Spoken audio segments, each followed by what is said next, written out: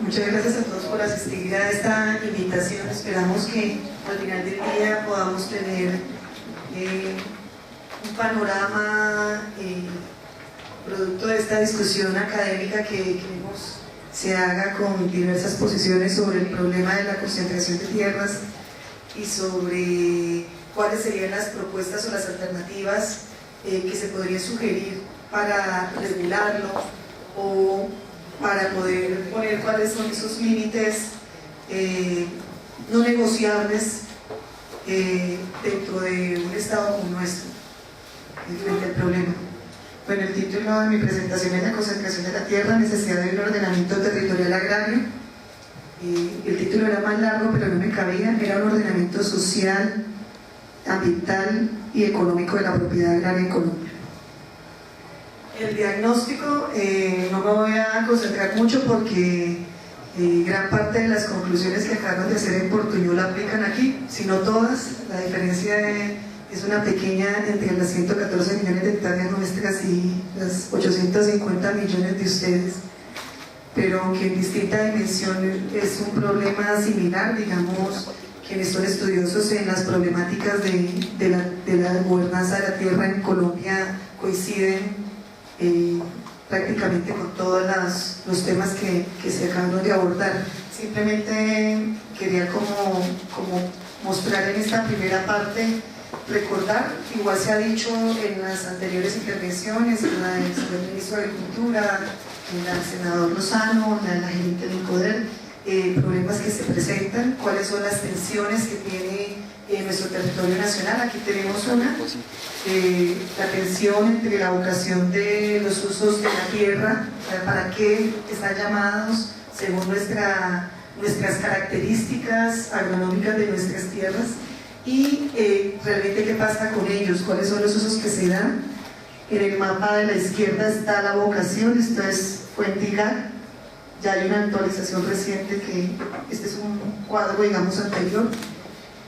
La parte del cuadro de la izquierda que ustedes ven entre verde clarito que está sobre todo en la región andina, en el centro del país, hacia la costa, es la que tiene la vocación agrícola. Y la parte que está de color como naranjita pálido, como curúa, es la que tiene la vocación ganadera. Digamos que esa es como la principal tensión. Y en el mapa de la derecha es el que refleja los usos actuales de los suelos en Colombia. El verde clarito pues está ya muy desaparecido, y el curubita o el naranja pálido está extendido pues por todo el mapa.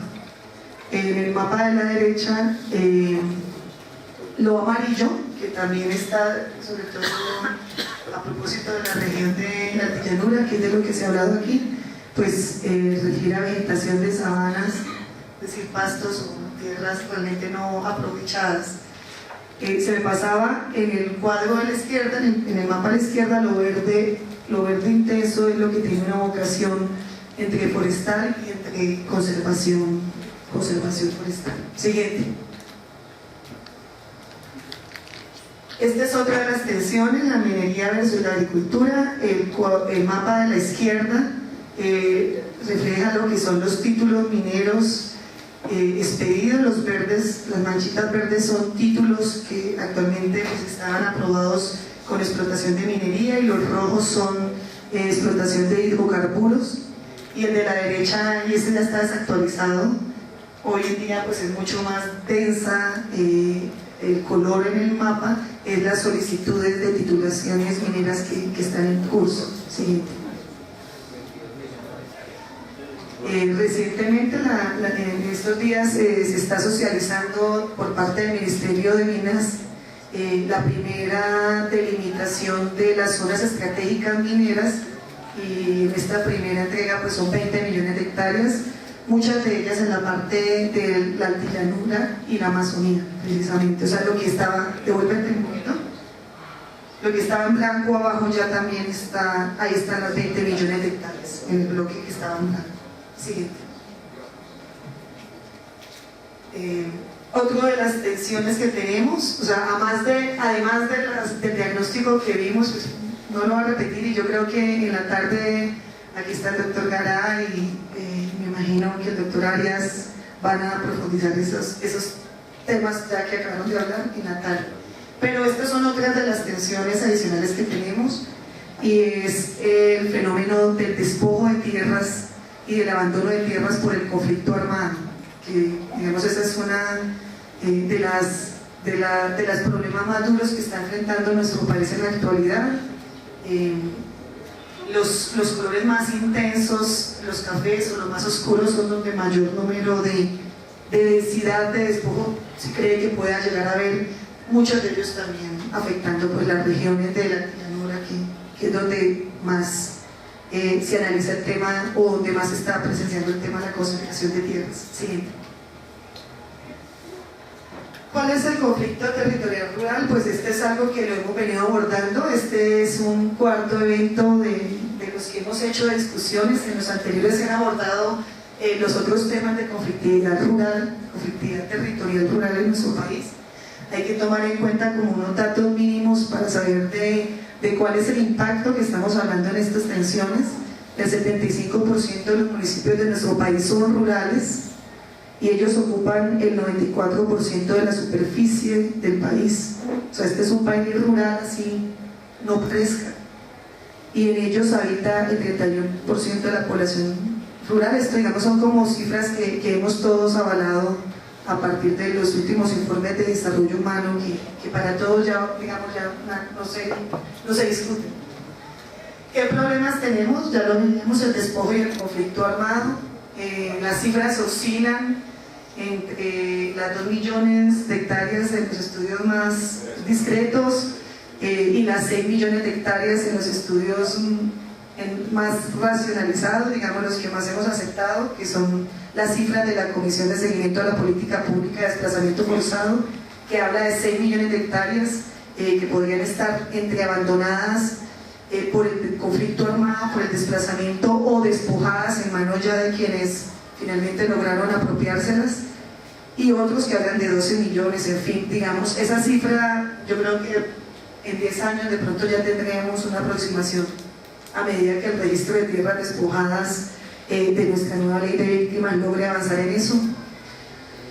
Tenemos el otro problema de la usurpación de las tierras del Estado. Yo creo que ese análisis que nos acaba de hacer Sonia, las tierras devueltas, de los problemas que hay, de la falta de registro, de que son del Estado, de que están usadas igual, pero no se sabe quiénes, ni en qué destino, ni en qué manera se hicieron a ellas. Lo que hablaba de la fabricación de los títulos fraudulentos, todo eso pasa aquí con nuestras tierras baldías, es el mismo problema. La informalidad de la propiedad rural. La informalidad en nuestro país es muy alta, es decir, la gran mayoría de los campesinos, especialmente se acentúa en la población campesina, que es sujeta a reforma agraria, es decir, personas, familias pobres en tierra que vengan su sustento y su vida de sus tierras, no tienen títulos de propiedad sobre la tierra, y esto se acentúa cuando la población tiene otras razones adicionales de vulnerabilidad más allá de la pobreza o más allá de vivir en la zona rural, por ejemplo en la población desplazada, en las minorías étnicas, en las mujeres. O sea, entre más razones de vulnerabilidad hay, pues más lejana está la posibilidad de títulos, o más se acentúa el nivel de informalidad de la tierra. Nosotros, por ejemplo, administramos el registro de protección de tierras abandonadas por la violencia, que son solicitudes de medidas de protección de tierras, y en ellas ni siquiera el 20% de las poblaciones o de las familias que dicen ser desplazadas o estar en riesgo tienen título de propiedad. Otra de las tensiones pues es la violación de las categorías ambientales. Aquí tenemos un complejo sistema de regulaciones ambientales, unas son parte de un sistema nacional de áreas protegidas que tienen unos, digámoslo así, extremas medidas para no poder hacer sobre esos territorios, sobre esas áreas, ni explotaciones, ni apropiaciones, ni titulaciones de tierras, ni usos, y hay otro tipo de áreas que también tienen unas medidas de protección especial que, aunque no son parte del sistema de áreas protegidas, sí afectan una gran parte de nuestro territorio, como lo son las reservas forestales creadas en nuestro país desde la Ley Segunda de 1959. Esas reservas forestales afectan una gran parte, casi el 60% de nuestro territorio nacional, y en ellas hay unas restricciones sobre el uso, sobre la destinación que las tierras tienen hacia todo el tema de forestal, pero constituye unas limitaciones frente al tema de la adjudicabilidad o de la formalización de los derechos de los campesinos sobre sus tierras y sus territorios. Y otro de los temas pues es el uso ineficiente, que fue el primer mapa, además de ineficiente, inadecuado, y finalmente el tema que nos tiene de la inadecuada distribución de la propiedad rural.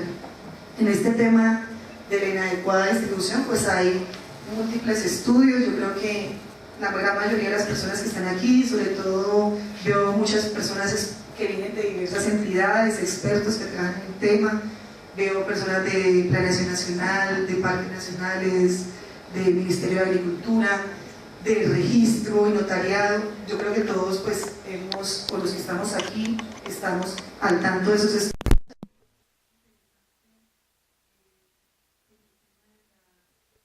De la tierra, el estudio que hizo el doctor Marco Palacios el año pasado, de quién es la tierra, lo lanzó, en donde se concentraba en la problemática de la tierra, de quién era la tierra desde 1930 hasta nuestros días.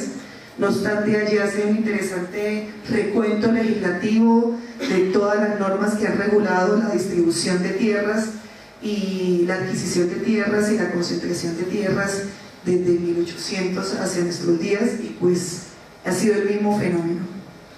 ¿Sí? En toda ahí, quien quiera, digamos, profundizar en eso lo puede estudiar en ese libro. Y pues en la reciente sentencia de la Corte, la reciente no tanto, es desde agosto, pero salió la semana pasada, la sentencia C644 de 2012, en donde la Corte declara inconstitucional 3 artículos de la Ley del Plan Nacional de Desarrollo que flexibilizaban la UAF como medida. Ahora explico. La UAF es el módulo rural, es lo mismo. Esta ley del plan flexibilizaba, porque nosotros en nuestra legislación sí tenemos el límite de concentración de tierras desde 1961. Existe la limitación para nacionales y extranjeros por igual, y esta ley del plan pues flexibilizaba esa prohibición, permitiendo la mayor concentración de más de una UAF en el marco de unos proyectos especiales que justificaran la concentración. Y la Corte Constitucional, con base en los fundamentos constitucionales que rigen todo nuestro sistema, lo declaró inconstitucional. Bueno, siguiente. En esta sentencia, la Corte también hace un recuento normativo de cómo la legislación agraria desde 1961 hacia nuestros días ha venido regulando o queriendo regular o estableciendo prohibiciones sobre la concentración de tierras.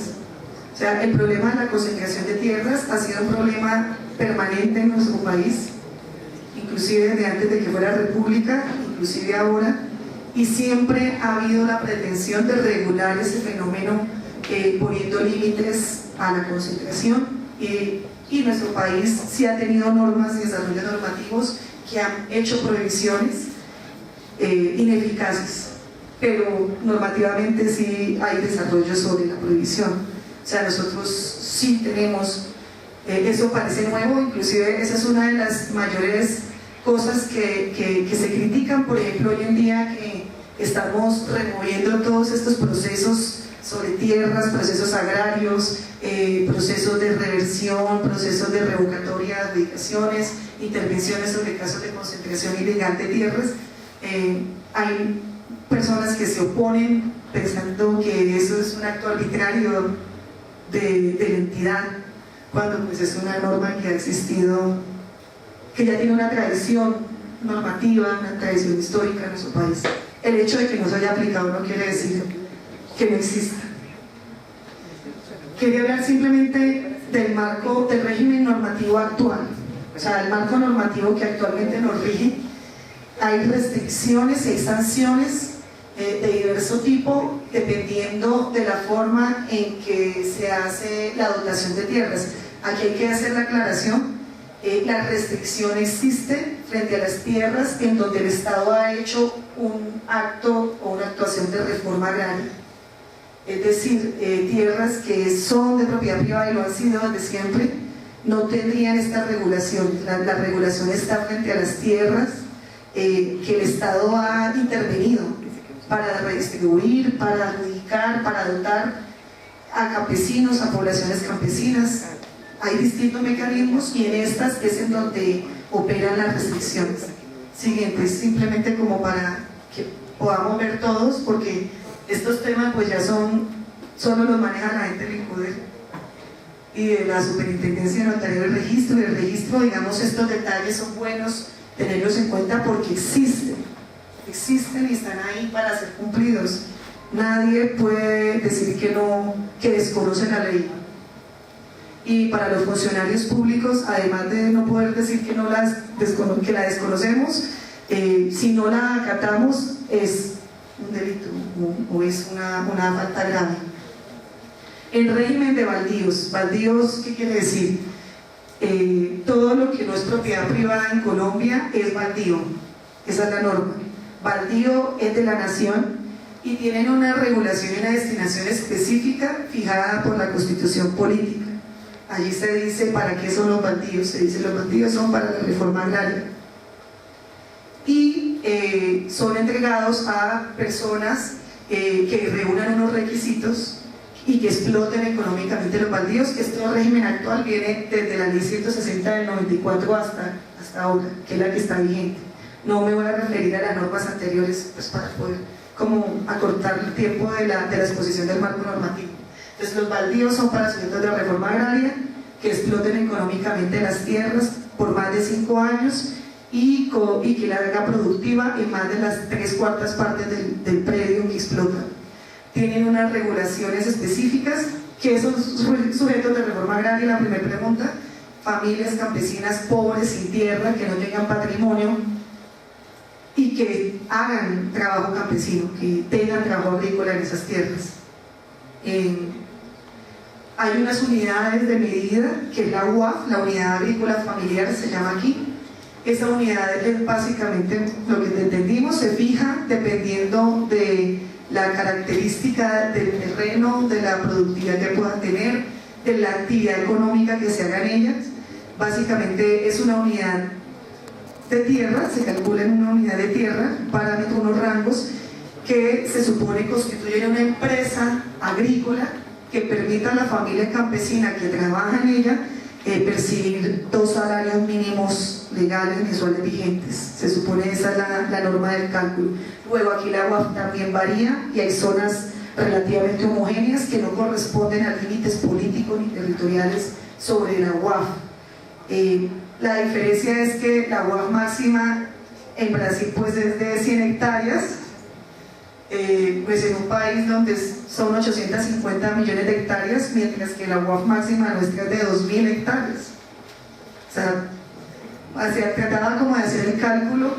En las restricciones que nos acaba de exponer Sonia, decía, si alguien va a adquirir más de 10 módulos, tiene que pedir permiso sin proyecto. Si tiene más de 20, con proyecto. 20, es decir, si va a comprar o adquirir más de 2000 hectáreas, ya tiene que tener un proyecto aprobado. Aquí el Estado entrega 2000 hectáreas así. O sea, ya eso de por sí no es concentración.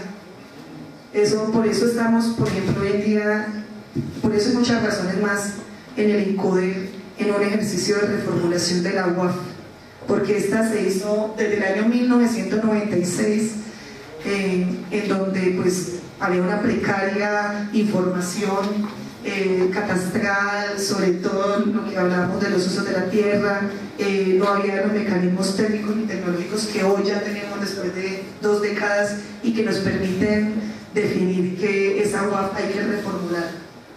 porque las condiciones además han cambiado, las condiciones de productividad, de acceso, también ha cambiado la situación del país, las tierras baldías son escasas hoy en día.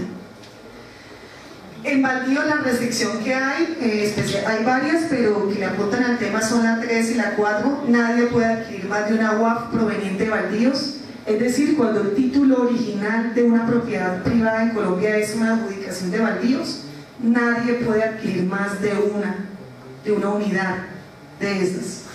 Y la prohibición es así de categórica, en ningún momento, no se dice hasta tantos años, o cuando se supere más de tanta extensión, simplemente se dice más de una UAF, nadie puede adquirir.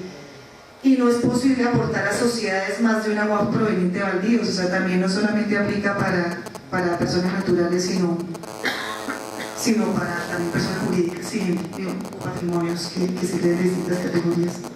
Subsidio integral de tierras. ¿Cuál es la definición de baldío para eso? No, ya lo acabo de decir, baldío es todo lo que no es propiedad privada en Colombia. Todo lo que no sea es baldío. Pero ¿a partir de qué fecha? No, esa existe desde el Código Fiscal antiguo. Desde la norma es 1800, desde 1800 está esa definición. Subsidio integral de tierras es otro mecanismo de forma de dotación de tierras o de reforma agraria, de distribución, en donde el Estado entrega unos recursos para adquirir tierras que vayan a ser destinadas a poblaciones específicas que se han querido atender, especialmente, obviamente, población campesina sujeta a reforma agraria, pero también especialmente población desplazada.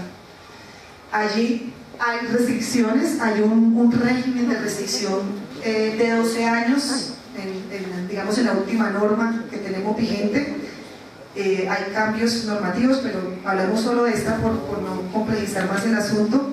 En ese término de 12 años, por ejemplo, las restricciones son mayores, el beneficiario no puede vender, no puede arrendar, no puede ceder, se supone que tiene que seguir manteniendo la explotación y la ocupación y aprovechamiento del predio que se le entrega, y superado ese término se requiere en todo caso y para siempre permiso del INCODER para poder vender, superado los 12 años. Y además de eso, solamente podría comprar sujetos de reforma agraria, se supone. O sea, otros campesinos. Y obviamente pues está la prohibición de concentración durante la vigencia del tiempo de restricción. Siguiente. Predio del Fondo Nacional Agrario. El Fondo Nacional Agrario es una bolsa de tierras, de bienes, pues tierras tienen, que el Estado por distintos motivos tiene o ha adquirido o ha comprado en las normas anteriores agrarias, especialmente cuando estaba el INCORA, es decir, antes de que nosotros estuviéramos, el INCORA compraba tierras, grandes tierras, para parcelarlas y distribuirlas entre campesinos. Lo que pasó fue que se compró y se distribuyó, pero no tengo títulos. Entonces las tierras hoy en día son a nombre del INCORA, del INCODER, del Ministerio de Agricultura, y por eso la gente está en esa situación de informalidad. Lo que estamos haciendo es tratando de entregar. Y en esos casos también hay unas condiciones, también hay unas restricciones, también es para sujetos de reforma agraria, y las 5, ningún titular podría ejercer dominio, posesión o tenencia a ningún título más de una UAF de esta clase de bienes. O sea, allí también está la restricción. Ya, digamos, ese es el marco normativo actual. Por eso nosotros hoy en día en el INCODER pues estamos trabajando en casos donde se ha evidenciado que se han efectuado procesos de concentración de tierras que han saltado o que han violado estas normas legales y estas normas constitucionales. Hay de todo tipo de situaciones. La regulación aparentemente es muy estricta. Esta aplicación de esta regulación recae especialmente en cabeza del INCODER, por ejemplo en los casos donde el INCODER tiene que autorizar las enajenaciones o las transferencias o las transacciones. Hay otras situaciones, y es que la opción de compra, no lo leí, pero está allí. Por ejemplo, en los casos donde el INCODER ha entregado tierras, cuando las compra o cuando invierte recursos del Estado en ellas, la primera opción para comprarlas es el mismo Incoder. Es decir, si un campesino que ha sido beneficiario de esas tierras se aburre algún día de sus tierras y quiere venderlas, las tendría que ofrecer primero al Incoder para que el Incoder las compre como una primera opción de compra. Solo si el Incoder no las quiere comprar se puede vender a otro. Esa es otra de las condiciones, pero eso realmente no ha operado, lo cual hace que sea inocuo la regulación normativa. Y el segundo responsable o el gran responsable realmente de poder regular o de poder controlar o de poder hacer efectivas estas medidas son los registradores de instrumentos públicos y los notarios, que son los encargados de legalizar o de establecer los actos de transacción sobre las tierras.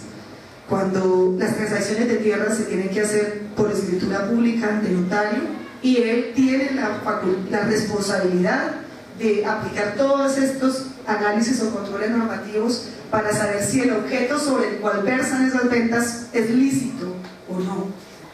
Si en una escritura pública que llegan ante un notario a hacer el acto de enajenación está la concentración de más de una UAF y el notario la debería advertir, porque al notario no tiene excusa de saber que allí no existen estas normas, y el notario otorga la escritura pública, ese objeto es ilícito, viola una norma legal. Y peor aún, si el registrador de instrumentos públicos lo escribe en el registro, también es un acto que viola la ley, que viola la Constitución que está detrás de esa legislación. Esa ha sido, digamos, el foco de fuga y de asalto de todas estas regulaciones. Luego, el tema de la regulación no es un tema normativo, no es una necesidad de crear más normas. El problema de la extranjerización tampoco. O sea, aquí nosotros realmente ya somos conscientes que la regulación de la concentración es para nacionales o extranjeros, o si no pasa lo mismo, me imagino cuántas brasileras resultan casadas con personistas extranjeros para naturalizarse. Pues aquí también, si uno empieza a buscar, por ejemplo, el registro de capitales extranjeros o de personas extranjeras que tienen a su nombre títulos de propiedad, pues no encuentra nada, porque muchas de esas empresas hacen sucursales o se nacionalizan muy fácil. Realmente el manejo de las personas jurídicas es legítimo, digamos así. Entonces, por eso el tema no es normativo. Obviamente nosotros sí tenemos una dificultad y eso hay que advertirlo. A pesar de que existe toda esta restricción, realmente no ha servido para poder parar el fenómeno de la concentración de tierras, y hoy ya tenemos un fenómeno que ya se da. Entonces hoy estamos en la urgencia de tener que fortalecer estos mecanismos para evitar o prevenir que se siga dando, como hoy en día es alarmante en ciertas regiones, y a nosotros nos llegan todo el tiempo denuncias, casos, por razones, por distintos motivos en donde nos piden intervención, pero también tenemos la necesidad de revertir las concentraciones que ya se han hecho y que tienen apariencia de legalidad realmente, porque están en registro, tienen títulos, ya se dieron. Cuando uno quiere revertir esas concentraciones que se ha hecho, la legislación nuestra sí tiene una limitación, y es que está la prohibición, pero no es tan claro el mecanismo para deshacer o para sancionar esa prohibición. O sea, la sanción obviamente es que es nulo. Si se concentra más, se supone que es un acto nulo. Ahora, ¿cuál mecanismo jurídico, administrativo, judicial aplico o puedo aplicar como Estado para poder revertir? Allí es donde tenemos de verdad un necesario desarrollo normativo que el país tiene que pensar si es que en serio se está tomando el tema de frenar el proceso de concentración indiscriminada de tierras. Concentración que en nuestro país puede derivar en un acaparamiento. La diferencia, ¿cuál es? Que el acaparamiento es la concentración que se hace a costa de derechos fundamentales de las personas, y aquí, como lo vimos, pues es un país en donde hay un fenómeno de despojo y desplazamiento que ya de hecho por eso mismo puede derivar fácilmente la concentración en un acaparamiento. Entonces, hacia atrás, digamos, para poder revertir los mecanismos sí son insuficientes.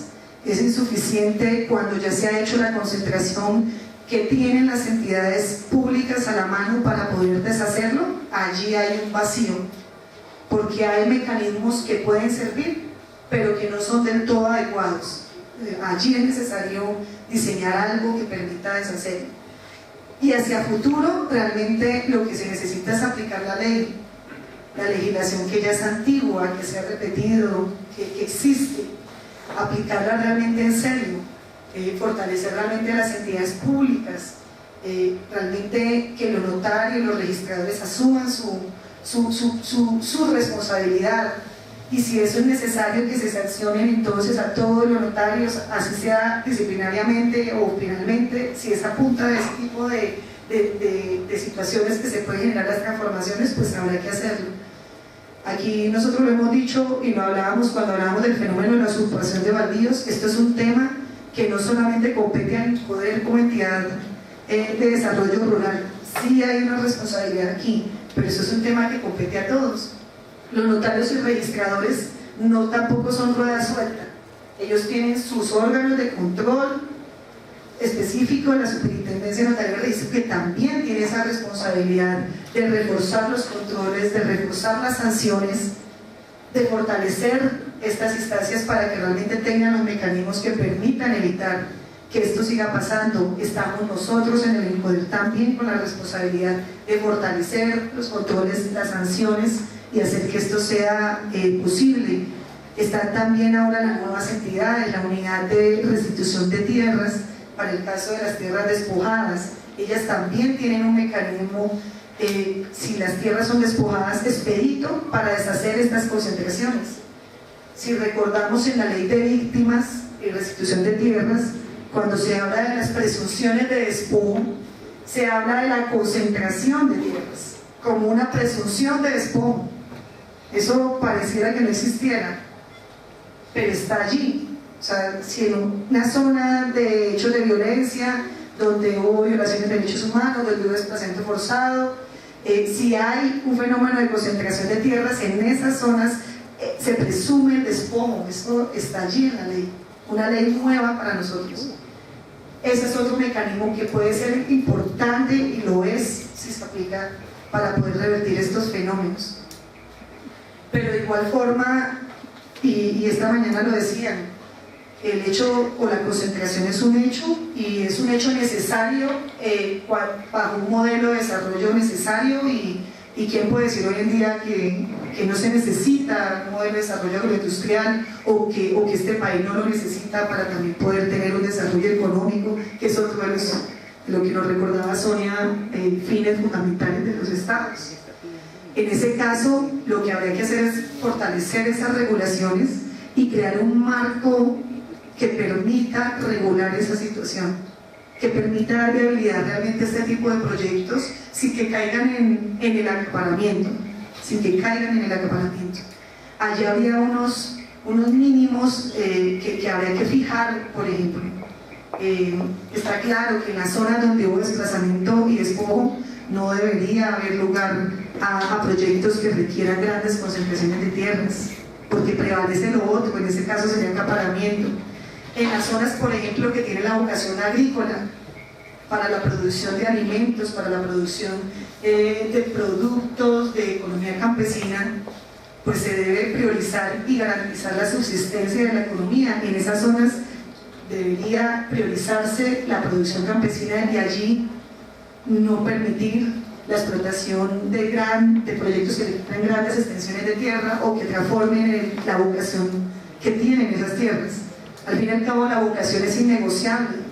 O sea, nosotros podemos transformar categorías y diseñar distintos mecanismos de regulación y ordenamiento, y todos pueden caber, todos son necesarios, pero la vocación de las tierras no se puede negociar. Lo que tiene vocación es, y no podemos darle vocación de producción campesina a zonas donde no hay, por ejemplo, donde hay pendientes, donde la tierra es infértil, donde se requiere grandes extensiones para ser productivo. Allí no, pero donde sí hay vocación, pues allí se debería priorizar ese fortalecimiento de la economía campesina. Hay otro tipo de limitaciones, digamos, que eso ha venido surgiendo en las discusiones y en los académicos y en quienes hablan mucho de estos temas, y que hoy en día pues lo vemos reflejado en la sentencia, que es la tarea para que todos la leamos. Allí hay unos importantes elementos de esto que se requieren tener en cuenta en estas nuevas regulaciones de los proyectos que requieran grandes extensiones. Es principios que sobrepasan, digamos, el desarrollo productivo. Principios como la seguridad alimentaria, que es innegociable, según la Corte y según todos los instrumentos que ella evoca allí, y principios como la garantía de los fines constitucionales que tenemos de la reforma agraria y fortalecimiento o la atención a la población campesina que requiere el Estado. Eso es algo que es de lo innegociable, digamos, o de lo que habría que tomar en cuenta para poder dar lugar o cabida a estas otro tipo de regulaciones que viabilicen realmente los proyectos que requieran grandes extensiones de tierra. Está el tema de las alianzas. La Corte lo menciona. Si el Estado requiere dentro de su desarrollo, y lo requiere, es un hecho, el desarrollo de grandes proyectos agroindustriales, prefiera estimularlos dándole participación o preferencia a la población campesina que tiene allí, en esos territorios. Entonces, incentive las iniciativas que tengan las poblaciones campesinas de agremiarse y de querer hacer unos proyectos ya de más largo aliento, de más gran escala. Ese incentivo va desde la asistencia técnica hasta el acompañamiento, la financiación, la cofinanciación, la entrega de subsidios y programas que incentiven esto.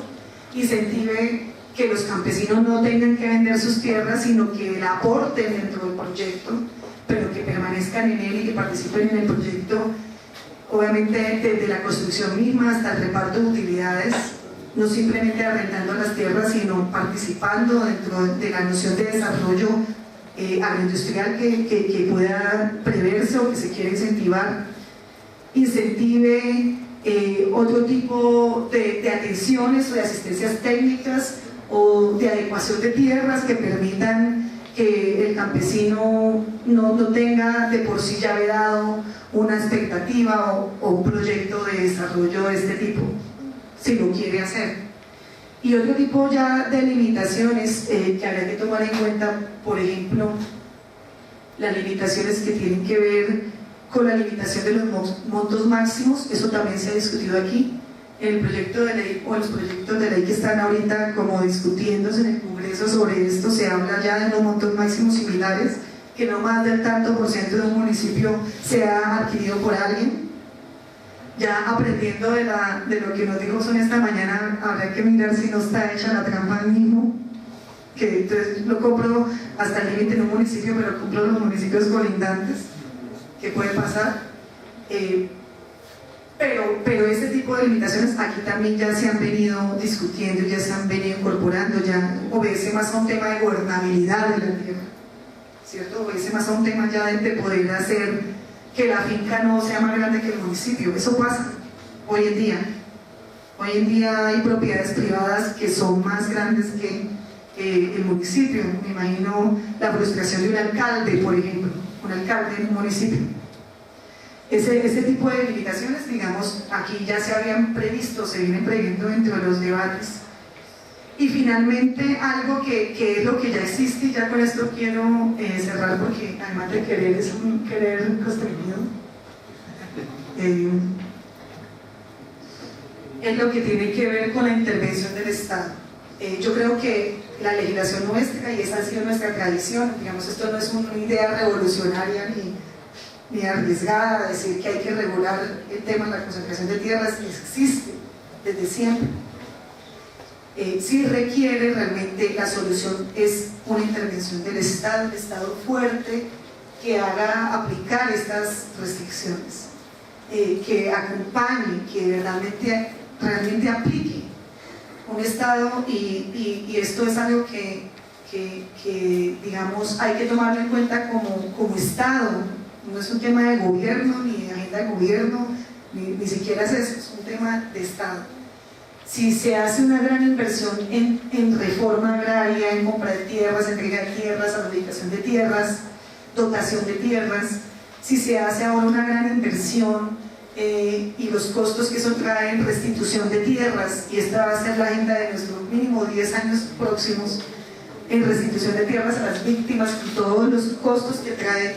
Digamos, el menor costo es el económico, es un costo político, social, es un costo en vidas de personas que son expuestas y asesinadas por eso. Si eso es una apuesta, pues el Estado lo que menos puede hacer es dejar eso abandonado.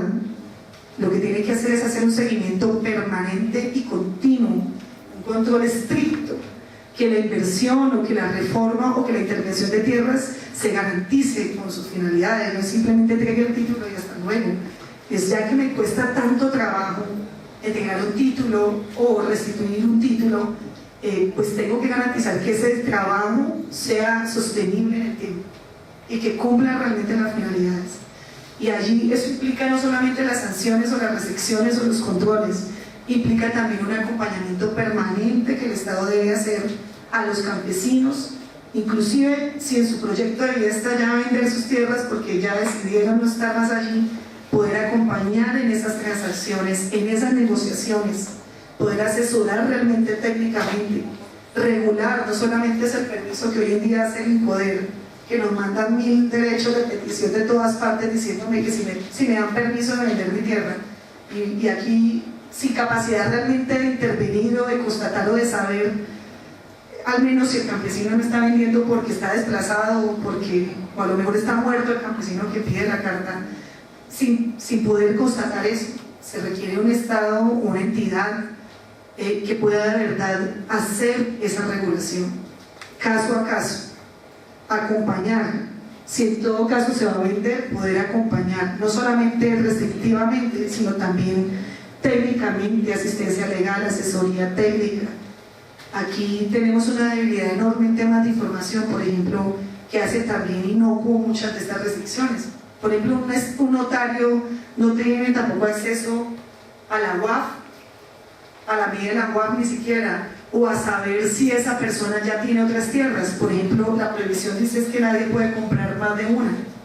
Luego, un notario o un registrador de documentos públicos debería tener acceso a saber si esa persona tiene más de una.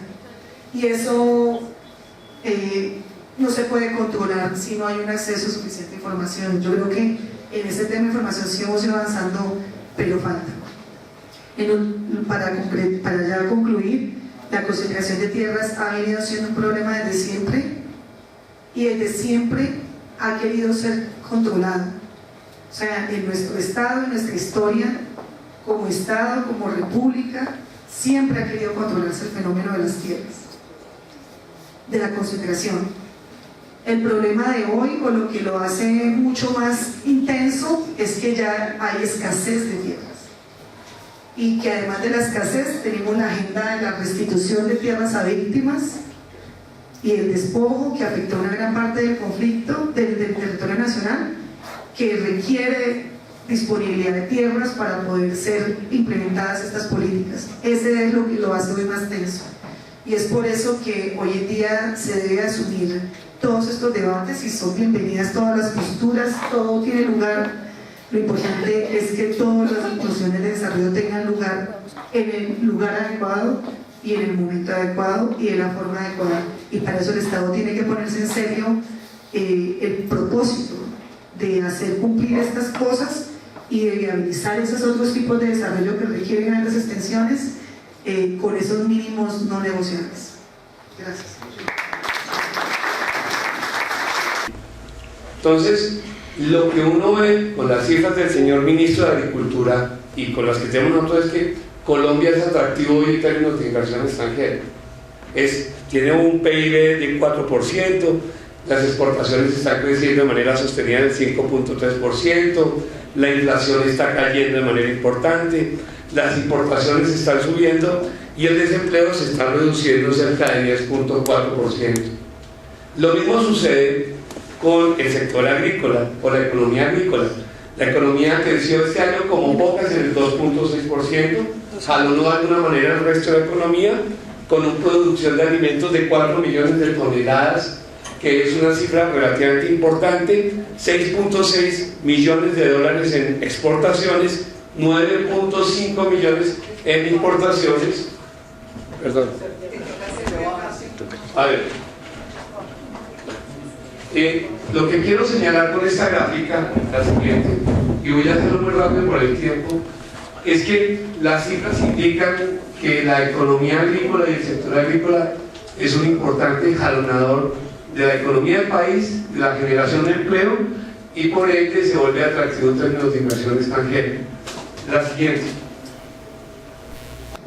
Este es un dato de producción en toneladas, son 30 millones de toneladas. La siguiente, que es la que me parece más relevante, la siguiente. Este es un dato fundamental que lo plantearon todos, es la necesidad de hacer un uso adecuado de la tierra. Yo quisiera aquí dejar un titular que nosotros, como Sociedad de Agricultores de Colombia, expresamos en el Foro Agrario. Es tan malo el latifundio improductivo como el minifundio improductivo, porque lo que se trata es de utilizar eficiente y adecuadamente la tierra. Eso para decir que nosotros no quisiéramos pensar una discusión, una lucha de clases entre el latifundio y el minifundio, sino reconocer que en el campo cabemos todos, que cabe la pequeña, la mediana y la gran agricultura, en la medida en que entendamos que hay actividades sectoriales que posiblemente van a tener una relevancia mayor en términos de producción en pequeñas unidades, como habrá otras actividades que requieren ser intensivas en áreas de producción. Y el dato fundamental, 4.9 millones de hectáreas agrícolas de 36 millones y 21 millones de hectáreas ganaderas de 20 millones de hectáreas aptas para ganadería. Ahí está la ecuación y ahí es donde está lo que se podría reorientar en términos de utilizar eficientemente el suelo. La siguiente. Cuando se habla de la discusión de inversión extranjera, y simplemente pongo el gráfico, lo dijo el ministro, la participación en el total del flujo de inversión extranjera en el sector agrícola es del 1%. Eso quiere decir que hoy no tenemos el gran monstruo de la inversión extranjera, no lo tenemos, pero eso también quiere decir que es un buen momento para organizar el tema y no nos coja por sorpresa. Eso para señalar que a nosotros sí nos parece adecuado, como sector empresarial, incorporar una legislación que regule la inversión extranjera, no que la restrinja, y creo que son dos elementos muy distintos. Y eso lo vemos por este cuadro que estamos poniendo al frente. La siguiente. También creo, y no se ha tocado aquí, seguramente es de pronto yo estoy en el escenario equivocado, es el sector agrícola ha sufrido una grandísima transformación a través de la historia, y ustedes lo pueden ver en la gráfica. Ha venido cayendo la producción de cultivo de ciclo corto en términos de área, pero ha venido creciendo en términos de productividad. Eso significa, eso es un poco recogiendo la experiencia de Brasil con su maravilloso Embrapa y el trabajo tan intensivo en términos de investigación, innovación y desarrollo tecnológico. Entonces uno ve que ha venido cayendo la utilización de área, lo que algunos llamarían producir más con menos. Y por el otro lado, ha venido creciendo el área de los cultivos permanentes. Y eso muestra ya, y eso está asociado por supuesto a la investigación y a la promoción e inclusive al encadenamiento con sectores que van más allá de la agricultura y la agroindustria, e inclusive la generación de energía o de lo que llaman las energías de tercera generación, que es el último en lo que se plantea acá. Eso para señalar que este sector ha cambiado y que esos cambios deben estar también reflejados en la forma como decidimos los problemas o como los abordamos. Muy bien. Dicho esto, simplemente aquí está la historia legislativa sobre el tema de inversión extranjera. 2 actos legislativos y 2 proyectos de ley. 2 actos legislativos que en mi opinión afortunadamente están hundidos o completamente congelados. Porque si nosotros creemos que la restricción de la inversión llevada a cabo en constitucional, sumado al tema de que una unidad de medida se le dé la característica del rango constitucional, nos parece absolutamente inconveniente y desde el punto de vista jurídico absolutamente erróneo. Entonces digamos que creemos que fue bueno. Por el otro lado tenemos el proyecto de ley del senador Lozano, que ya conocieron, y finalmente el proyecto de ley que presenta el ministro de Agricultura, con la ponencia por parte de Luis Emilio, que es al que me quiero referir de manera sintética, la siguiente. Este proyecto nosotros, para entenderlo, lo estructuramos sobre tres pilares. El primer pilar, la regulación de la inversión extranjera. El segundo pilar, el desarrollo de proyectos asociativos a propósito del fallo de la Corte Constitucional. Y el tercer pilar, resolver un tema de interpretación de la Ley 160 en torno a la posibilidad o no de que bienes baldíos anteriores a la Ley 160 fueran objeto de la restricción que la misma ley estableció. Sobre el primero de los pilares, la siguiente. Sobre el primero de los pilares, simplemente quisiéramos llamar la atención sobre esto. Estando de acuerdo con la idea de que haya un registro, estando de acuerdo con la idea de que haya una regulación, sí creemos que es necesario que se precisen los alcances del registro. Tener un registro en el que uno no sabe si genera, si declara o constituye derechos, es un tema que tiene una dimensión jurídica que termina derivando en incertidumbres legales para quien está. Luego, entonces, el primer mensaje nuestro siempre será: hay que precisar la naturaleza jurídica del registro de inversión extranjera. Segundo, se establece en ese registro, en la ley se establecen unos objetivos y unos requisitos. Si ustedes miran los objetivos y los requisitos, son similares. Y aquí es donde viene lo que uno diría que deben exigirse requisitos objetivos que eviten la corrupción y que claramente señalen cuáles son las condiciones sobre las cuales yo voy a invertir para que yo decida si invierto, pero quien toma la decisión de aprobar o no la inversión, la apruebe y la autorice con base en los criterios que voy a poner un ejemplo: el porcentaje o el valor de la inversión extranjera que se da. Creo que es muy importante eso.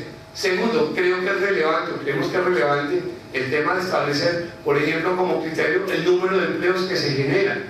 Tercero, el tipo de tecnología que se trae. Cuarto, los beneficios ambientales que se derivan de ella. Lo que quiero señalar es que si bien los objetivos de la ley están bien, los requisitos es claro y necesario que sean objetivos de manera que no se preste para interpretaciones de las autoridades. En cuanto a los tratados, el proyecto de ley de alguna manera se encuadraría en los tratados internacionales en la medida en que da las mismas condiciones a inversionistas extranjeros, en la medida en que da un trato nacional, aplica el tema del trato nacional, y el tema del trato nacional está incorporado en los tratados. Y es de carácter excepcional, lo pueden profundizar, es de carácter excepcional en la medida en que solamente es aplicable a inversión extranjera de extranjeros, valga la redundancia, a Colombia. Eso como un elemento esencial. Ahora, vemos con preocupación que en el proyecto de ley se incorpora una facultad en un solo funcionario de aprobar o improbar la inversión extranjera. Este es un tema muy complicado porque, como se trata de muchísimos y cuantiosos recursos, dejar eso en manos de una sola entidad o de una sola persona se puede prestar para actos de corrupción hacia adelante. Y lo que hemos sugerido es que se cree una comisión interinstitucional que pueda resolver el tema, porque resulta que de otra manera no creemos que tendría la certeza jurídica. El segundo tema, en ese sentido, la siguiente. En ese sentido, el segundo tema es el pilar de los proyectos asociativos. Este nace como justificación al fallo de la Corte Constitucional, que inicialmente fue una sentencia, comunicado de prensa muy a los 60, muy reducido, en el que no había espacios aparentemente para el desarrollo empresarial, para proyectos asociativos. ¿Nosotros qué creemos para no extendernos ahí? Lo primero es que el Congreso y el Gobierno deben revisar la nueva realidad jurídica con base en la sentencia ya más amplia, porque en esa sentencia, al aplicar el test de progresividad que aplicó la Corte, diría uno que existe la posibilidad de que haya alianzas entre empresarios grandes y pequeños, y de alguna forma reconoce una realidad, y es que la agricultura no se hace solo a base de pequeños, ni de grandes solos, ni de medianos solos, sino que también pueden existir esquemas o modelos empresariales asociativos que desarrollen proyectos de gran calado con impacto social, ambiental, etcétera, etcétera. El mensaje fundamental es creemos que ese articulado como está ya no se adecua a la realidad a la nueva realidad jurídica dada por la Corte, y por ende hay que empezar a discutir los artículos nuevos, porque de alguna manera los que están incorporados en el contenido del proyecto de ley son absolutamente restrictivos. Uno diría que esos artículos ni siquiera sirven para los pequeños productores para que se incorpore en la actividad empresarial. Entonces, el segundo mensaje ahí es: nosotros sí creemos que el fallo de la Corte, a pesar de que nosotros estábamos apoyando de manera decidida en los PEDAF previstos en el Plan de Desarrollo, a pesar de que se cayeron, vemos que la Corte sí dio un rango de espacio que permitió reconocer las nuevas realidades tecnológicas, de investigación, en fin, todo lo que tiene que ver con las nuevas condiciones, y fundamentalmente reconocer la coexistencia de grandes, pequeños y medianos.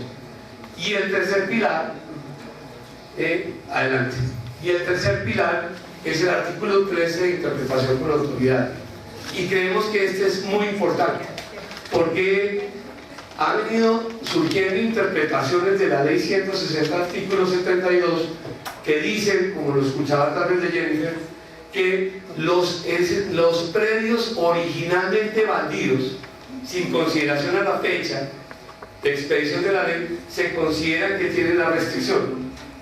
El proyecto de ley aclara la interpretación de que el originalmente baldíos se refiere fundamentalmente a aquellos predios baldíos que fueron adjudicados en el año 94, sobre los cuales pesa la restricción del artículo 72 de la ley 160. En esencia y en conclusión, lo que queremos señalar es que creemos que el proyecto de ley tiene un muy buen enfoque, persigue regular y no restringir la inversión, pero que indiscutiblemente sí hay que hacerle ajustes que den certeza jurídica en los títulos, certeza jurídica en los trámites y muchísima transparencia y tranquilidad en la inversión extranjera, que definitivamente, como lo vieron en las cifras que antes se dieron, es una posibilidad que se podría dar en Colombia. Diría con eso, lo resumí al máximo. Muchísimas gracias a ustedes y disculpen si fue muy extenso. Con estas presentaciones que hemos oído, muy importantes todas ellas, relacionadas con la legislación, la manera como se debe poner orden jurídico a la inversión, y me gustó mucho lo que dijo el ministro, a la inversión tanto extranjera como nacional. Yo casi que no las distinguiría las dos. Es como también el otro punto es el aprovechamiento de la tierra, y en ese sentido tampoco pienso yo que existe muy buenos campesinos y muy dudosos o malos empresarios. Hay malos campesinos y hay buenos empresarios también.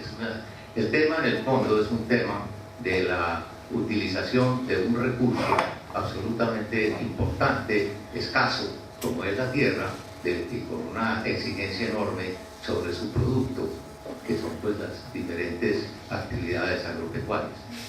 En ese sentido, me parece muy importante recabar en que lo que es la vocación de los suelos es algo que es el punto de partida básico. Podemos legislar de una manera impecable para todo lo que queramos nosotros, pero si esa legislación no corresponde a una vocación, a una realidad de las tierras que se tienen, eso no va a servir absolutamente para nada.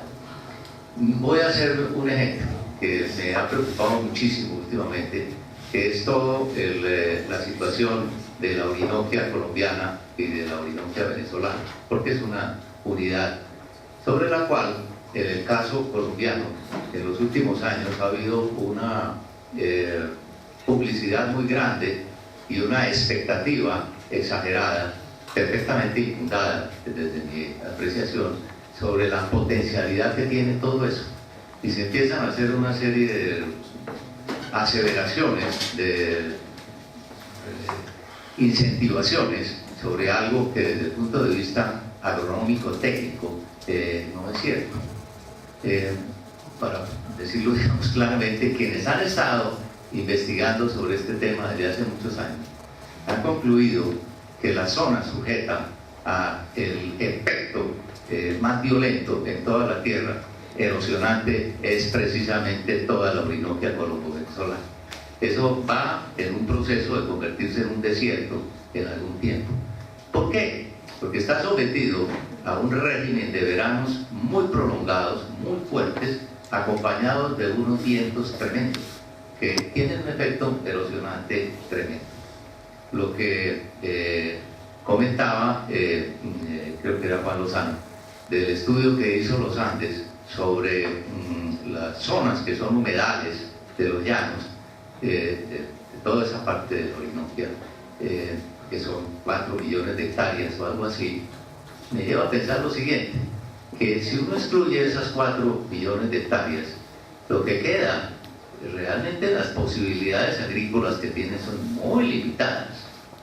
Entonces, este tipo de consideraciones que son de carácter puramente técnico, como por ejemplo incorporando nuevas teorías que hay ahora del efecto de la radiación fotosintéticamente activa en el desarrollo de las plantas y en la forma como ha venido disminuyendo esa radiación fotosintéticamente activa y que puede tener una incidencia y una correlación con el desarrollo de las enfermedades, como es el caso de las enfermedades que afectan en este momento las plantaciones de palma de aceite en Colombia y que pueden poner en entredicho el futuro mismo, la existencia misma de la industria, por lo menos en algunas partes, puede tener una relación con esa radiación fotosintéticamente activa. En Cenipalma no comparten eso tanto, pero dicen no, más tiene que ver con la temperatura. Bueno, esa es otra forma de radiación. Ese tipo de consideraciones son perfectamente básicas y creo que yo previas a las consideraciones de regulaciones sobre el uso de esos suelos. Primero hay que saber si son aptos o no son aptos. Todavía más grave es la realidad que tenemos nosotros de la falta de una infraestructura que requiere obras enormes, de gran costo, para poder utilizar algunas tierras. Si no sabemos cuál es la verdadera vocación y el potencial de esas tierras, me parece muy arriesgado y me parece equivocado emprender esas obras sin tener en cuenta el valor de oportunidad de los recursos que se están invirtiendo allí, que en otras partes se pueden necesitar más. La doctora Sonia dijo algo que para mí fue muy impactante, me hizo pensar en algo que no se me ha ocurrido tan directamente, con la presencia de las grandes empresas multinacionales en Brasil, y que es lo que está empezando a acontecer aquí en Colombia, precisamente en esas zonas del Orinoquia, que son los grandes productores de cereales en zonas planas que son mecanizables y que nos han vendido a nosotros acá infundadamente la idea de que el cerrado brasileño es muy parecido a las llanuras de la Orinoquia.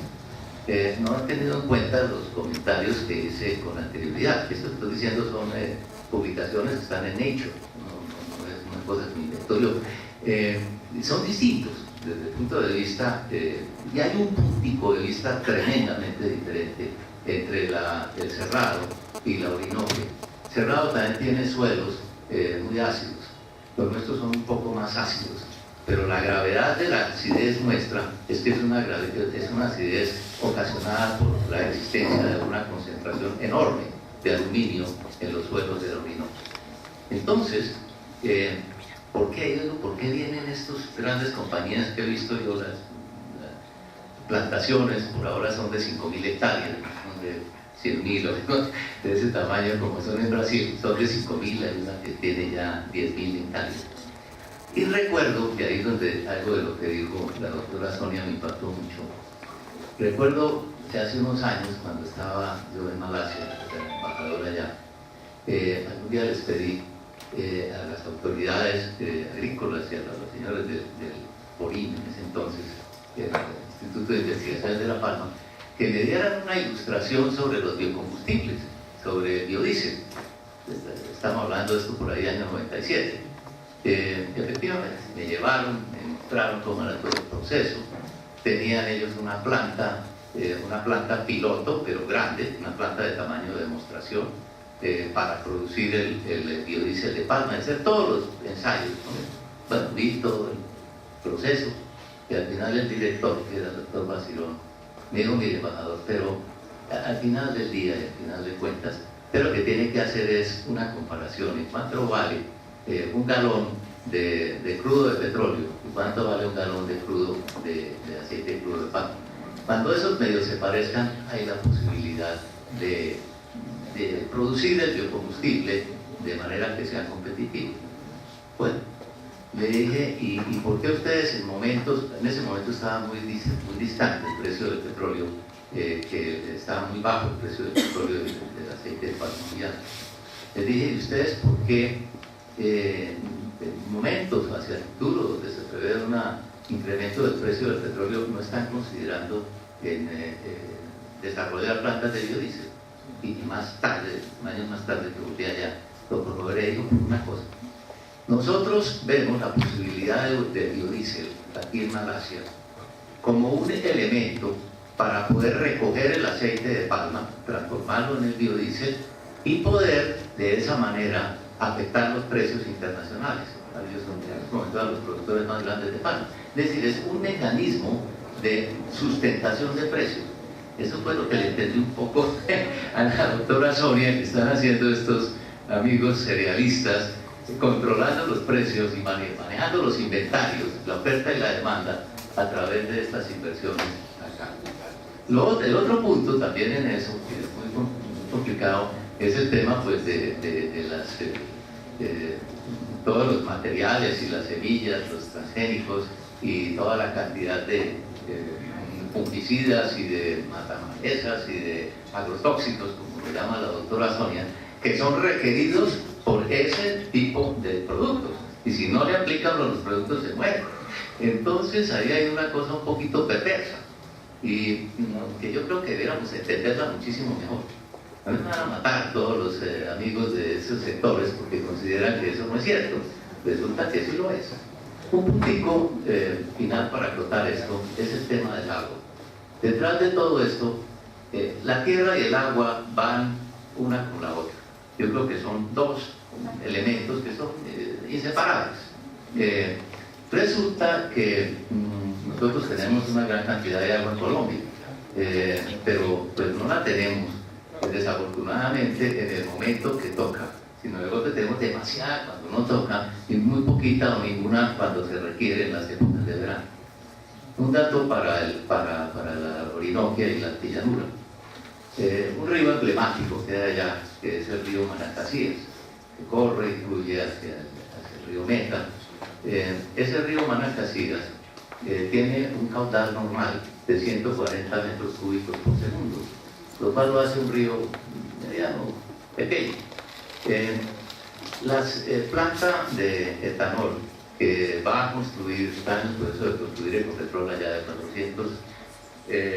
450.000 litros. Es una planta que con las plantaciones de caña, que por cierto las plantaciones de caña todavía no se sabe muy bien qué tan bien van a poder producir allá, consume alrededor de unos 14 o 15 metros cúbicos por segundo. Ese es el caudal del río Manacasíes en verano, cuando se va. Es decir, si no hubiera, no hay muchos más ríos por ahí, ¿no? Lo consume toda el agua de la zona, la consume un proyecto sobre el cual hay gran incertidumbre. Entonces aparecen los señores de Pacífico y diciendo: no, pero ese argumento no tiene ningún sentido, porque resulta que nosotros con nuestras explotaciones petroleras perforamos unos pozos donde hay una cantidad de agua tremenda. Los pozos están perforados a 20 kilómetros de profundidad o algo así, y no es nada claro que esa agua sea utilizable, sea comercialmente válido sacarla de por allá. El punto que quiero yo dejar un poco en ustedes es que ese tema de la parte técnica misma, básica, todas las argumentaciones ambientales, todo, aquí traigo únicamente la del agua, es definitivo tanto para la inversión extranjera como la inversión colombiana en estos cultivos muy extensos. Ahora, que sean propiedad de una gran empresa o sean un montón de campesinos que hacen lo mismo, yo creo que no hay una diferencia muy grande. Entonces es como el punto de partida que me parece. Muchas gracias. La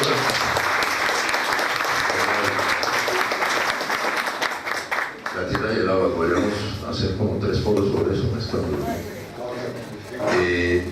Doctor Rafael Echeverri, que es como de la casa aquí de Misión Rural de Proterritorios, vino desde México para estar con nosotros. Tiene usted la palabra.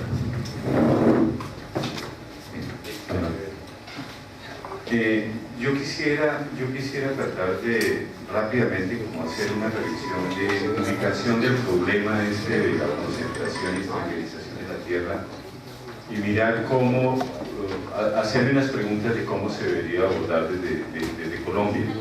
Primero, algo de tamaño, y obviamente cuando uno quiere decir, oye, ¿cómo hago para mostrar que el tamaño es grande? Piensa uno en Brasil, o sea, ¿cómo está uno? Y aquí, solamente muy rápidamente, del último estudio de la FAO que hizo precisamente sobre este tema, he tomado 2 gráficas para superponerlas. Este es Brasil, los usos del suelo de Brasil de 1996. Y dale, este es en 2006. Retrocede, por favor. Y vuelve y pasa, son 10 años. Y solo lo muestro para mostrar el tamaño de lo que está pasando con el tema del uso del suelo, la agricultura y la presión sobre la tierra en el planeta. Porque aquí, y en el caso de Colombia también quiero decirlo, en Colombia siempre nos pasa de que estamos tratando de arreglar un problema y nos vienen de encima, y no hemos solucionado la reforma agraria de los 60, y luego no los 70, y no hemos solucionado los 80, ya era el calor de los 90, y ahora estamos en el siglo XXI en escalas, pero en el siglo XXI sin haber solucionado los otros y se nos hace más o menos como un borracho. Yo lo que quiero tratar de mostrar es que este es un fenómeno que podríamos llamar una megatendencia, o sea, es una tendencia mundial y básicamente se ubica en el tema de la globalización del capitalismo. O sea, estamos en un punto donde el tamaño de los mercados, el tamaño de las demandas, el tamaño genera y presiona y genera cambios estructurales muy fuertes en la forma como vemos la economía, como vemos los mercados y como vemos el capitalismo. Estamos hablando del capitalismo financiero internacional del siglo XXI, con unas dinámicas muy fuertes. En el caso de la agricultura y en el caso de la tierra es un fenómeno que apareció, digamos, aparentemente nuevo. Pues no es nuevo porque desde muchos siglos atrás estuvo condicionando y manejando todo esto. Cuando hablamos de extranjerización de la tierra, lo primero que se me vino a la cabeza fue 100 años de soledad y las bananeras, o sea, eso era extranjerización de la tierra y sigue siendo extranjerización de la tierra en Centroamérica, por supuesto. Pero estamos hablando de que las perspectivas de demanda de alimentos en el mundo para las próximas décadas es impresionantemente alta, por distintas razones, por crecimiento de la población, por crecimiento del ingreso en los países emergentes, por cambios en los hábitos de consumo, por cambios, grandes presiones a la agricultura para usos no alimentarios, como el caso del energético, el cambio de la matriz energética global, la presión de la industria, genera realmente un mercado. Y aquí nos pasó algo que venía a una velocidad realmente aterradora que, por fortuna o no, la crisis financiera lo frenó. Y es que acordemos que justo antes de la crisis financiera estábamos viviendo la crisis alimentaria con un disparo de los precios de los commodities en el mundo que generó pánico. En el año 2007-2008 realmente hubo pánico mundial con el tema de los alimentos. Los países tomaron medidas heroicas de devolver procesos de acuerdos comerciales, hicieron un mundo de cosas. Eso se atenuó por la crisis financiera y por la crisis económica mundial, pero es un fenómeno que viene hacia adelante. O sea, esa presión se va a mantener. Y eso genera entonces discusiones sobre esos temas de la economía y los temas de las economías de escala, los temas de la productividad y la rentabilidad y la justificación que el neoliberalismo radical siempre ha hecho toda la vida de que a grandes mercados, grandes economías de escala y grandes economías de escala, lamentablemente, perdón de todos, concentración. Si no nos concentramos, si no montamos monopolios, ¿cómo vamos a competir? O sea, ¿cómo vamos a hacer? O sea, nos toca montar monopolios, nos toca aceptarlo y nos toca echar para adelante en eso. Eso se viene dando en la tierra y se viene dando en los distintos países. Pero esa concentración que hemos hablado hoy sobre la concentración de la tierra en el tema de alimentos, en el tema agrícola, no es solo de la tierra, es más, la menor concentración es la de la tierra. En la cadena de valor de los productos agrícolas, las concentraciones mayores están en otros lados. La concentración en los insumos, la concentración en las semillas, la concentración en las plataformas de distribución de alimentos, la concentración en el transporte, la concentración inclusive en los mercados regionales. Luego, el fenómeno de la concentración es un fenómeno que toca toda la cadena y por lo tanto hay que verlo. Por ejemplo, el caso de México. México tiene una reforma agraria, es el país de la revolución, tiene reforma agraria porque tuvo revolución, entonces que no se olvide eso. O sea, México no tiene reforma agraria porque tiene mejores políticas, tuvo una revolución de verdad. Esa revolución implica que no hay concentración de la tierra, pero la concentración agroindustrial en México es impresionante. O sea, la concentración de los otros eslabones, que hace que al final de cuento de toda esta historia pues nos dé lo mismo, que sea la concentración de la tierra o la concentración de los otros eslabones. México tiene una altísima concentración de su industria agroalimentaria. Ahora, ese es uno de los temas, pero este tema toca entonces con otro de los puntos que han entrado aquí, y es el tema de la inversión extranjera. Realmente el tema de que si la inversión extranjera es en la tierra o no es en la tierra, pues también uno se pregunta si es que la inversión extranjera está llegando en todos los lados. Como colombiano siempre digo que mis tres orgullos de colombiano, Bavaria, Bianca y Caracol, bueno, ya no saben que somos colombianos. ¿Quiénes sí siguen siendo colombianos? Los consumidores de Bavaria, Bianca y Caracol. Pero los dueños de Bianca, Bavaria y Caracol ya no. Pero es que ese es el mundo. O sea, en eso es en lo que estamos. O sea, ahora el tema de que hay que registrar los capitales extranjeros. ¿Quiénes son los capitales extranjeros? Y dicen a uno, finalmente esto es de unos viejitos jubilados que viven en Alabama y no sé quién. Dicen, ¿quiénes? Hay fondos de pensiones invirtiendo en tierra en Argentina. ¿Quiénes son? ¿Cómo es eso? Y ahí hay un mundo, obviamente pues no me voy a meter ahorita, pero que quiero llamar la atención de que ese es el tipo de cosas que están ocurriendo dentro de eso. Ahora, en el caso de la concentración de la tierra hay una serie de factores agravantes. Algo que nos va a presionar muchísimo en este tema de la tierra, agua, es un elemento fundamental y es el cambio climático. El tema del cambio climático va a significar unas presiones enormes que van a seguir condicionando estos procesos que se vienen dando y cómo se van a abordar. Ahora, algo que es importante tener en consideración de todo este tema, y en Brasil y en el Cerrado se ha visto, pero también en Argentina, en Uruguay, en Paraguay, en Bolivia, en Chile, y es que las modalidades de la tierra son muy variadas. Eso de llegar a comprar la tierra es que eso no, o sea, es solo una partecita. En Argentina existen los pools que se han inventado y desarrollado con unos fideicomisos. Allí, ahora inclusive con la nueva ley va a haber limitación, pero es que uno llega y imagínense la figura, se compra una tierra para tener la maquinaria y la administración de un emporio que cubre 300.000 hectáreas, de las cuales el 90% son arrendadas o son compradas a otros. Hay unas empresas que se dedican, en Brasil las hay, que se dedican a hacer, parecen inmobiliarias. Son como inmobiliarias y conforman y consiguen allí, compran allá, consiguen quien compre allí para que yo lo asocie aquí en un proyecto de titulación que está en un banco, en una fiducia, que al final no se sabe cómo es. Yo no digo, esto no es, digamos, no es ni bueno ni malo, pero hay que verlo en toda su complejidad. La verdad es que el estudio que hizo FAO de los 17 casos de América Latina refleja muy bien las distintas modalidades, los distintos mecanismos. Uno de ellos, el más perverso, que fue el que hizo pensar en la necesidad de un estudio como este, fue el tema de que estados compren en otros estados. Entonces, que Arabia Saudita, Qatar, Corea del Sur, China, Brasil, Argentina, anden comprando fuera, con apoyos de los estados, porque la mayor parte de estas compras no es con apoyos de los estados, y eso de la compra de los estados no está tan consolidado, no está tan claro, aun cuando los mecanismos de intervención de los estados son diversos. Por ejemplo, Brasil, el estado de Brasil no compra tierras, pero el estado de Brasil, a través de Embrapa, le brinda asistencia técnica a brasileros que han comprado tierras en Paraguay. Entonces uno va a Embrapa dando asistencia técnica en Paraguay a los paraguayos, no a los brasileños que compraron en Paraguay. Todo esto significa un nuevo escenario, un mundo complejo, un mundo difícil, un mundo que hay que abordar y que hay que abordar y regular.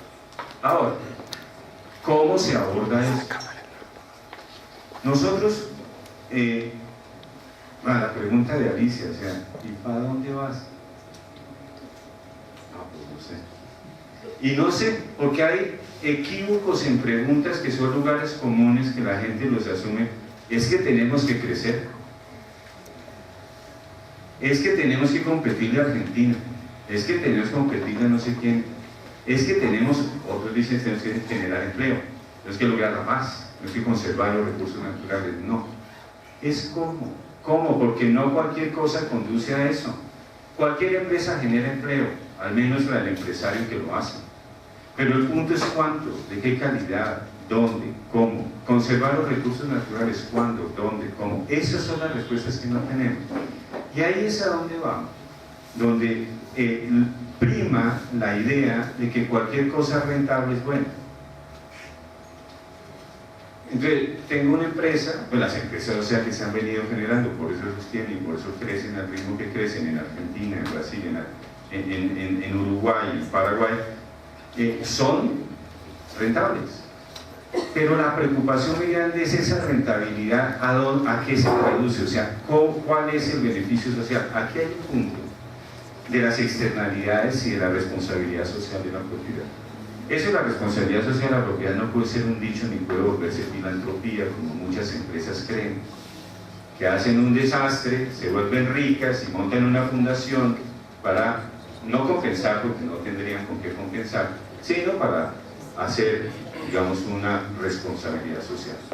La idea de la responsabilidad social significa que las externalidades generadas en la actividad económica genere rentas sociales, genere empleo, genere preservación de la cultura, preservación del medio ambiente, genere ocupación del territorio, genere ordenamiento, genere respeto a la cultura, genere todo eso, y no todas las actividades hacen lo mismo en ese sentido. Entonces, lo sabemos desde siempre, economías de enclave, las grandes plantaciones nunca han sido buenas en rentas sociales, lo sabemos desde toda la vida. Brasil lo llama, nosotros no es que no tengamos, pero Brasil sí le ha puesto el nombre, trabajo esclavo. En México tenemos trabajo esclavo, en Centroamérica tenemos trabajo esclavo, en Colombia tenemos trabajo esclavo. Y empresas muy rentables, que pueden generar divisas y pagar impuestos, pueden estar soportadas en trabajo esclavo. Pero eso hay que mirarlo sobre la base de qué es lo que queremos lograr. Si hablamos de posconflicto, no cualquier economía es una economía buena para el posconflicto. Y esas son las preguntas que nos tenemos que hacer. ¿Qué queremos? Que si los pequeños son más productivos que los grandes, no importa. Miren el ejemplo de la revolución y la reforma agraria mexicana. El 52% del territorio mexicano es propiedad colectiva comunitaria en los ejidos o propiedades comunitarias. ¿Eso fue un éxito productivo? ¿Es la maravilla los ejidos en producción agrícola? No, pero política y socialmente y culturalmente consolidó y le dio la estructura institucional de estabilidad que a algunos mexicanos no les gusta que sea tan estable, ya ahora son el PRI, critican y tal, pero definitivamente mostró un país que logró superar elementos de violencia y de violencia social tanto o más fuertes que los colombianos. Y yo no dudaría, claro que exagero, en decir que esa reforma agraria, que tiene pobres resultados productivos, tuvo un impacto histórico, social e institucional en México de gran magnitud. Luego, este tema de la pregunta de qué es lo que queremos es fundamental. ¿Y cómo se soluciona esta pregunta de qué es lo que queremos? Pues qué es lo que quiere la gente. ¿Y dónde está la gente? Pues en los territorios. Porque es que si son grandes o pequeños, es que no puedo decir si Colombia son grandes. Hace unos años que hacía un estudio, encontraba, la verdad me pueden fallar las cifras, pero creo que eran más o menos 29 municipios eran responsables del 80% de la producción de palma de aceite. Y con 29 municipios nos querían convencer que la palma de aceite era la solución al problema colombiano. Es que eso hay que verlo regionalmente. Uno de los temas interesantes que planteó el ministro fue el tema de convergencia. Europa lleva décadas en una política territorial de convergencia.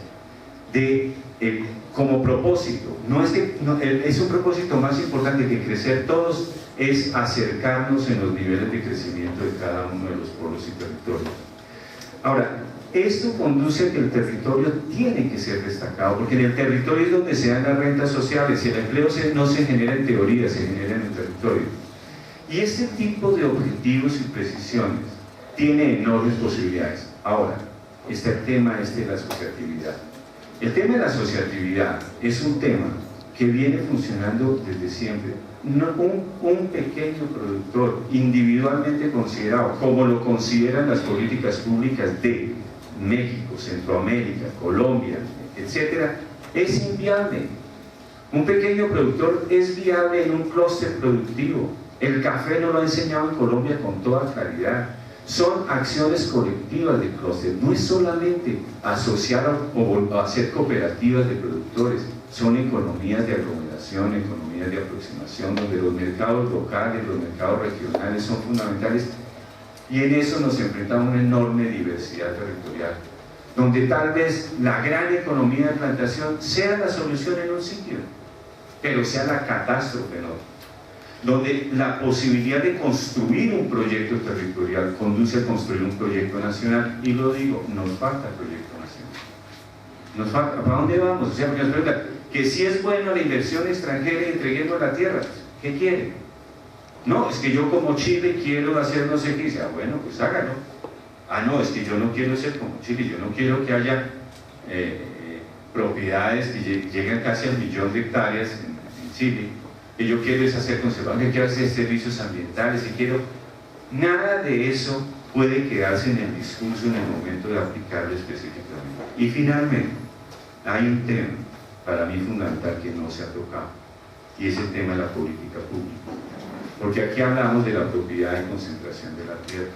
Pero resulta que en América Latina, y aquí está el caso de Brasil, y está el caso de Argentina, que lo quiero poner con claridad, bueno, o el de Chile, resulta que tenemos dos pecados mortales en nuestro sector agropecuario. Uno se llama asistencialismo, y es que no solucionamos problemas estructurales dando transferencias directas permanentes. El caso de México, que en este momento anda en una reflexión muy fuerte sobre qué hace con Procampo y qué hace con el programa de oportunidades, o sea, el programa de solidaridad de México, de transferencias permanentes que convierten la agricultura en una plataforma de recibo de subsidios al ingreso y sostenimiento, inclusive, que uno podría ir exagerando, pero de condena a la pobreza permanente.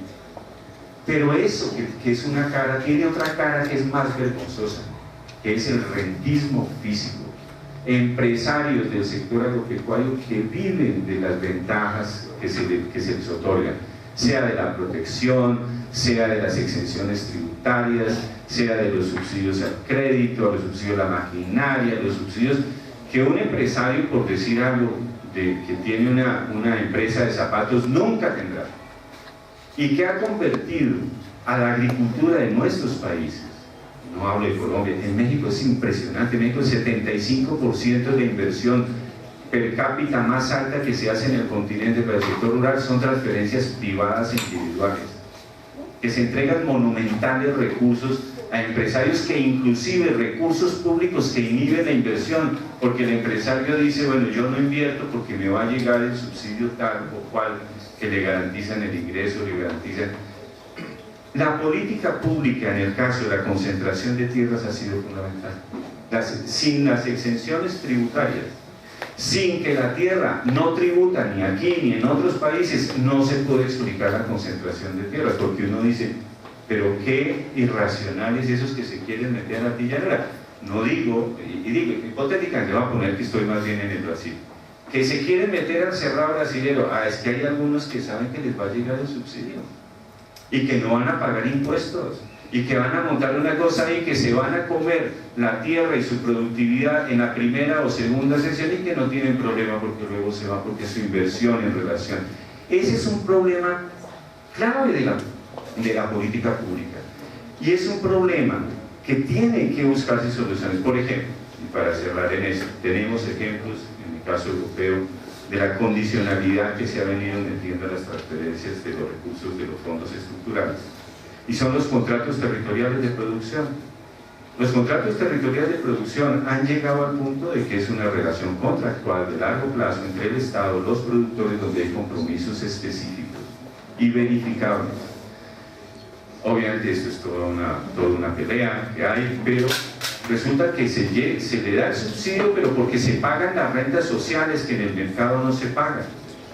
Es decir, si genera empleo de tal calidad. Por ejemplo, en Europa en este momento está de boga es empleo juvenil y temas medioambientales.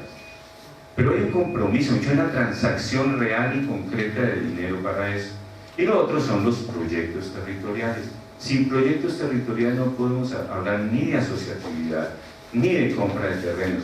Las alianzas público-privadas tienen que ser sobre proyectos concretos de carácter territorial, donde van a caber los grandes y caben los pequeños, y donde no sean eficientes los pequeños estarán los grandes, pero que se comprometan a acabar con el trabajo esclavo, que generan empleo, sí, pero de qué calidad de empleo se genera, etc. Entonces, una visión, no, de más temas, pero sobre todo cierro diciendo lo fundamental de lo que quiero decir, es qué queremos para preguntarnos cómo lo logramos.